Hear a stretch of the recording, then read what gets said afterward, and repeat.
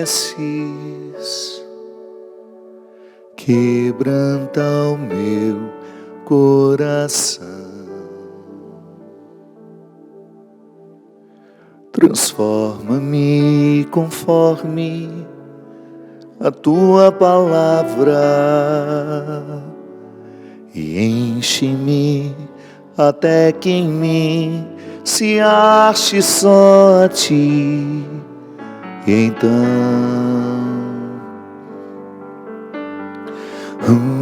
usa-me, Senhor, usa-me como um farol que brilha à noite, como ponte sobre as águas, como abrigo no deserto, como flecha que acerta o alvo. Quero ser usado da maneira que te agrade em qualquer hora, em qualquer lugar. Eis aqui a minha vida, usa-me, Senhor.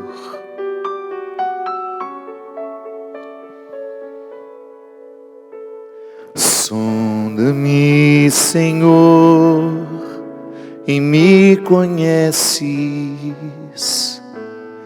quebranta o meu coração, transforma-me conforme a tua palavra e enche-me até que em mim se ache só a ti. E então usa-me, Senhor, usa-me como um farol que brilha à noite, como ponte sobre as águas, como abrigo no deserto, como flecha que acerta o alvo. Quero ser usado da maneira que te agrade, em qualquer hora e em qualquer lugar. Eis aqui a minha vida, como um farol que brilha à noite, como ponte sobre as águas, como abrigo no deserto, como flecha que acerta o alvo. Quero ser usado da maneira que te agrade, em qualquer hora e em qualquer lugar. Eis aqui a minha vida, usa-me, Senhor.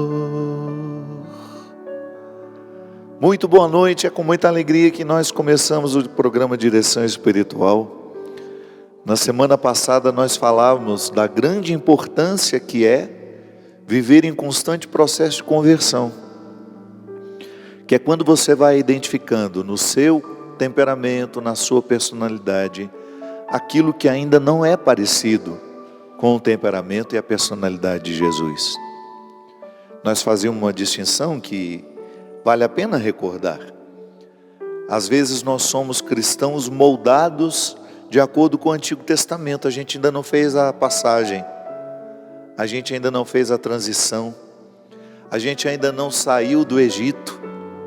Nós ainda estamos lá acorrentados nas leis, nas regras, nos aprisionamentos religiosos, que são resultados das neuroses de quem os ditam. Sim, é um perigo.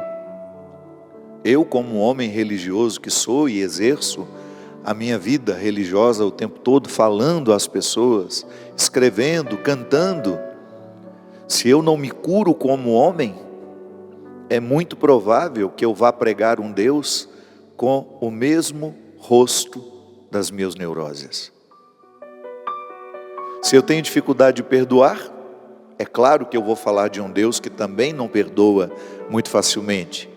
Eu tenho que fazer 1000 sacrifícios para agradá-lo, para Ele derramar o seu perdão sobre mim.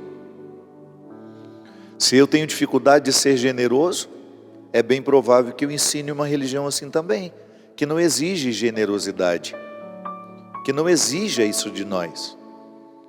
Se eu sou um homem preconceituoso, é bem provável que eu vá buscar no Antigo Testamento todos os fundamentos de um Deus que faz acepção de pessoas, que diz este é melhor que aquele. E aí eu vou justificar o meu preconceito e não vou me converter. Eu vou me adaptar a um Deus preconceituoso, mesmo que isso não seja confirmado por Jesus. Nós falávamos na semana passada que a nossa referência é Jesus, e a igreja está aqui para resguardar isso, para nos dar o direito de termos verdadeiramente Jesus, e não as invenções em torno dele.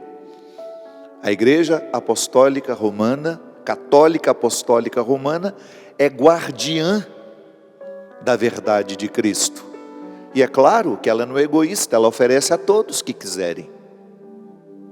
Mas a principal função da igreja, por meio do Espírito Santo e as autoridades que nos regem, é prestar atenção para que nós não nos distanciemos da nossa meta, que é Jesus. Por isso que a igreja católica chama atenção quando precisa. Se tem um padre, uma freira, que está fazendo um discurso que Jesus não aprovaria, ela vem como guardiã da verdade e chama. Olha aqui, meu irmão, com muita fraternidade, espero. Não pode ser assim. Precisamos ter cuidado com aquilo que a gente fala. Então a nossa conversão é viver diariamente os caminhos que nos levam ao aperfeiçoamento, para que a gente seja tudo isso que a música fala. Eu quero ser um farol, quero ser luz. Jesus usou o exemplo bonito, né? De ser sal, de ser luz. Nós sabemos a força que o sal tem dentro da culinária. Uma comida insonsa é desagradável. Bem temperadinha, com sal na medida certa, é saborosa. Nós somos convidados a ser luz, ponte. Muito embora muitos cristãos estão sendo muros e não percebam. Quando eu dificulto a chegada do outro, quando eu coloco obstáculos, sejam eles quais forem. Às vezes eu coloco obstáculo político. Porque você tem uma posição política diferente da minha, eu não aceito você na minha vida. Como se Jesus nos autorizasse isso. Jesus dialogava com os diferentes. Sentava-se à mesa com eles. Porque acima das diferenças estava o amor que ele tinha por cada pessoa, por cada criatura. Jesus foi amoroso até com quem o crucificou. Então eu preciso ser ponte, eu preciso ser amor, até mesmo com os que me crucificam. Não é que eu vou lá, não. Você pode ter uma postura amorosa e firme. Primeiro, não rebatendo, não devolvendo com a mesma moeda. Porque se o outro me faz um ataque, eu vou lá com a mesma agressividade e devolvo o ataque, eu estou dando um contratestemunho do cristianismo que eu quero viver. Jesus não me ensinou a fazer isso. Por mais defeito que eu tenha, eu não quero perder o meu referencial de verdade, é Jesus. Eu olho para Ele. Toda vez que eu estou diante de uma situação difícil, eu me pergunto, o que Jesus faria se estivesse no meu lugar? E tem muitas histórias no Evangelho para me ajudar a entender o que Ele faria, para que eu não fique contraditório, dizendo ser cristão e fazendo uma coisa contrária ao que Jesus faria. A música Sonda-me, ela é uma oração bonita, porque está inspirada num salmo que reconhece a presença de Deus em nós. Eu gosto sempre de fazer essa catequese. Não procure Deus fora de você. Deus está dentro de você. Na mesma medida Ele está em todos nós. Deus não se deu mais a um do que ao outro. Ingenuamente nós podemos compreender que Deus esteve mais presente no coração de Terezinha, do menino Jesus, do que está no seu, que está aí me assistindo agora. Não, a mesma medida de Deus que estava no coração de Terezinha, está no seu. A grande diferença é o que nós fazemos com o Deus que nos habita. Terezinha foi trabalhando os seus defeitos, a sua personalidade difícil, porque ela mesma assume que não era uma pessoa fácil. Foi trabalhando os seus defeitos, a sua personalidade, para que Deus prevalecesse. É tão interessante isso, minha gente. Quando nós vamos no movimento da conversão, percebendo que Deus vai assumindo tudo. Vai assumindo a sua maneira de pensar, vai assumindo a sua maneira de sentir, de falar, de fazer, de estar, de permanecer. É o desafio de todos nós, porque eu quero ser ponte, eu quero ser abrigo. Sim, tantas pessoas espiritualmente desabrigadas, e muitas vezes nós nos recusamos a oferecer o abrigo que aquela pessoa precisa. Eu não sei se vocês já viram, mas lançaram agora uma série contando aquele acidente trágico do Batomushi, que foi aquele naufrágio no dia 31 de dezembro de 1988. Um acidente horrível, negligência, 55 pessoas perderam a vida. Eram 142 pessoas a bordo de um barquinho que não podia ter mais de 30. Negligência em cima de negligência. A série conta isso. E há um momento em que uma sobrevivente, eu acho que o nome dela é Renata, ela diz isso. Quando nós fomos resgatados, nós fomos resgatados por um iate luxuosíssimo. Também, além de um senhor que foi um herói naquela noite, um pescador que salvou 30 pessoas. Aí o iate luxuosíssimo, Casablanca, estava passando por ali e ajudou a resgatar. E ela disse que foi uma cena que nunca mais saiu da cabeça dela. Os náufragos, claro, todos despenteados, molhados, rasgados, feridos. E aquela população que estava no iate luxuosíssimo, todo mundo elegante, bem vestido, comendo do bom e do melhor, bebendo. Ela disse que a cena foi terrível, porque eles chegaram indigentes, e aquelas pessoas que estavam ali na festa, diz que olhavam com desdém. Sabe, quando você percebe aquilo que nós falávamos no programa semana passada, quando um ser humano se sente superior ao outro, e é tão desgraçado isso, né? Perdoe-me a palavra, do ponto de vista humano é tão desgraçado, você no momento em que o outro perdeu a família, um pai com um filho de 6 anos morto nos braços, aquela gente granfina comendo e bebendo, sentindo nojo de quem acabou de chegar. E ela dizia isso. A gente chegou ali não só precisando de terra firme, a gente entrou ali dentro precisando de abrigo, de alguém que nos abraçasse, que nos consolasse pela tragédia que nós estávamos vivendo naquele momento, que alguém que nos consolasse dos mortos que nós amávamos. Ninguém se aproximou de nós, só nos ofereceram um cantinho do iate para a gente terminar de chegar no continente.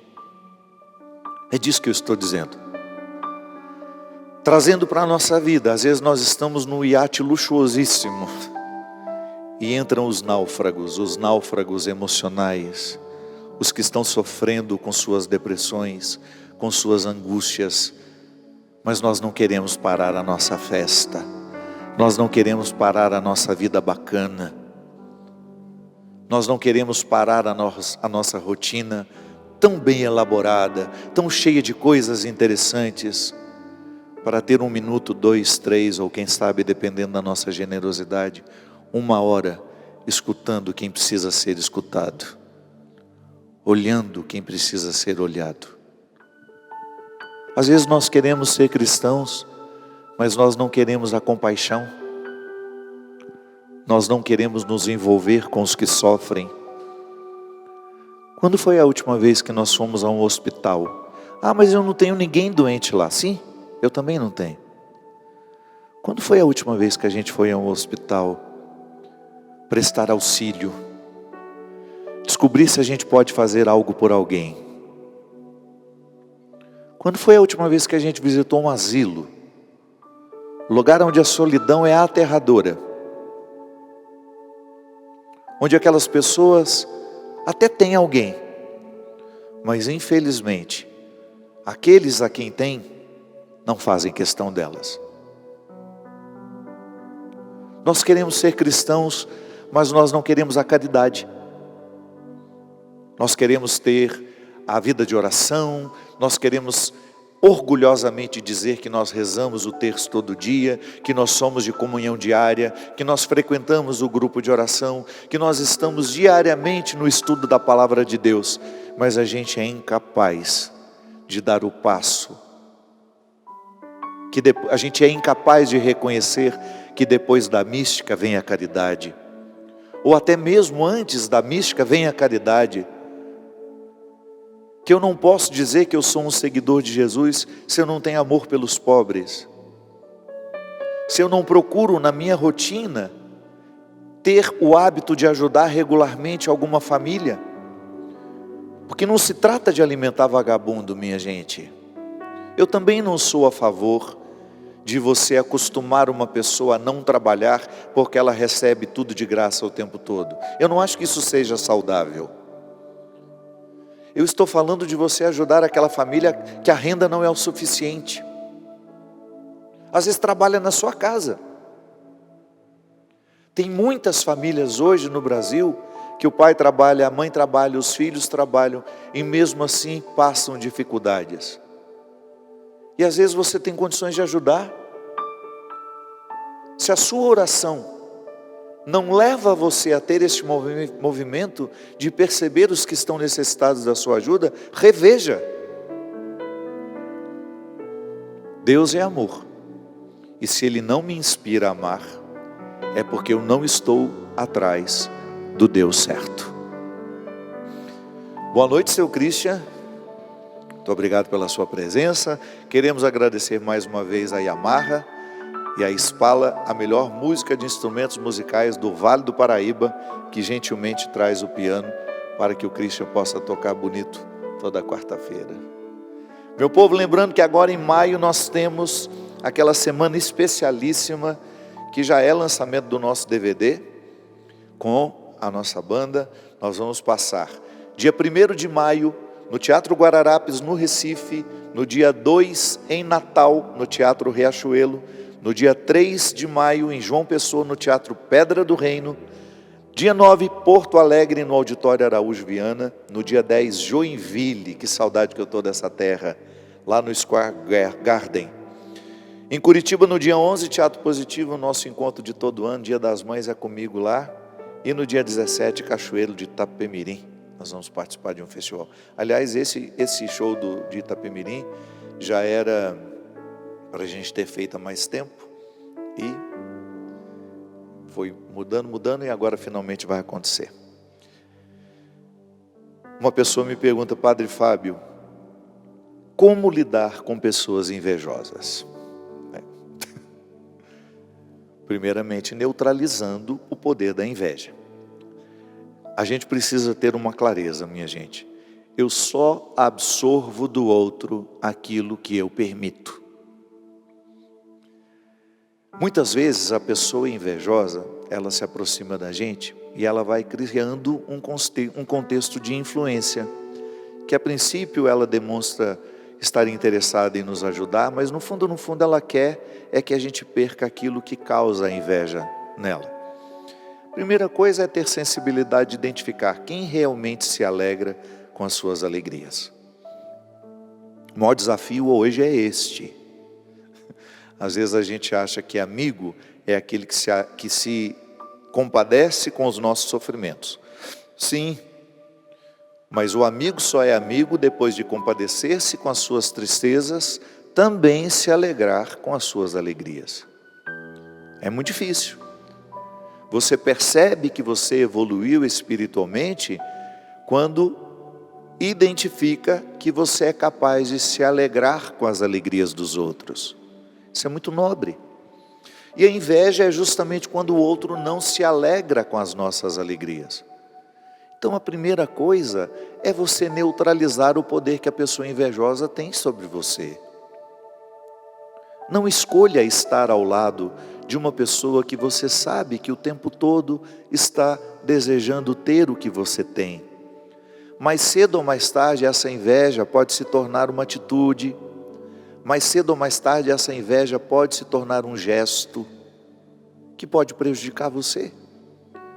Então, quando você identifica que ali existe inveja, primeiro, faça a oração de São Miguel Arcanjo, para que ele possa proteger você, revestir a sua alma, o seu espírito de coragem, de proteção.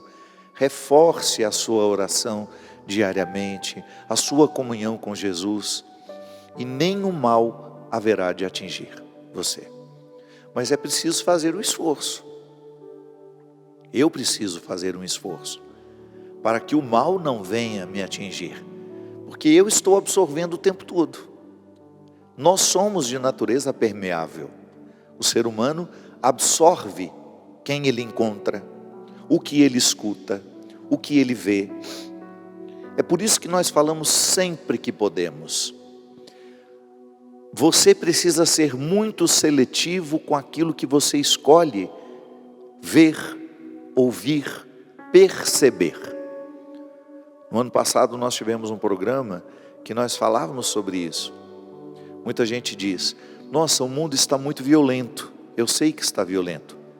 Mas se você prestar atenção na violência do mundo o tempo todo, você vai ter uma percepção equivocada, porque nem tudo é violento.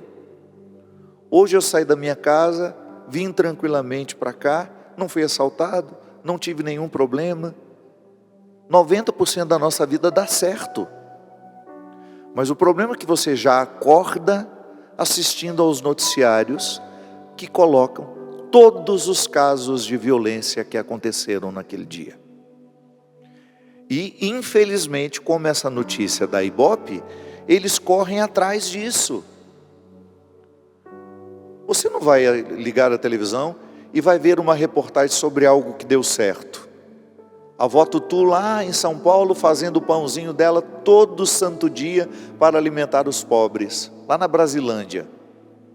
Sabe por que eu tive conhecimento da existência da avó Tutu? Porque um dia assistindo, nem fui eu, foi o Everson que trabalha comigo. Ele viu a reportagem, achou tão bonita que ele gravou, que ele queria me mostrar depois. Passou na Record, inclusive. Mostrou o trabalho dela, a beleza do trabalho dela junto aos pobres, a padaria solidária que ela tinha. Ele me mostrou e falou: você não acha que você pode fazer alguma coisa por ela, dar visibilidade a isso? Eu falei: posso, claro. E foi assim. Mostrei ao Luciano Huck, ele foi lá, fez a padaria inteira para ela, profissionalizou a padaria, pôs maquinários profissionais, revolucionou a vida da avó Tutu. Mas não é todo dia que você liga a televisão e que você vai ver uma notícia sobre alguém fazendo o bem. Então o mundo é aquilo que você presta atenção. Os perfis dos Instagrams, do Facebook, o que você segue. Quem influencia você? Quem está ajudando a construir ou destruir a sua saúde emocional? Responda-se com honestidade e neutralize aquilo que você sabe que não faz bem a você. O Senhor esteja convosco.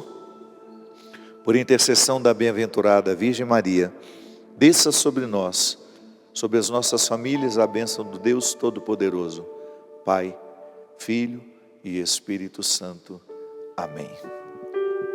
Como um farol que brilha à noite, como ponte sobre as águas, como abrigo no deserto, como flecha que acerta o alvo, quero ser usado da maneira que te agrade, em qualquer hora e em qualquer lugar. Eis aqui a minha vida, usa-me, Senhor.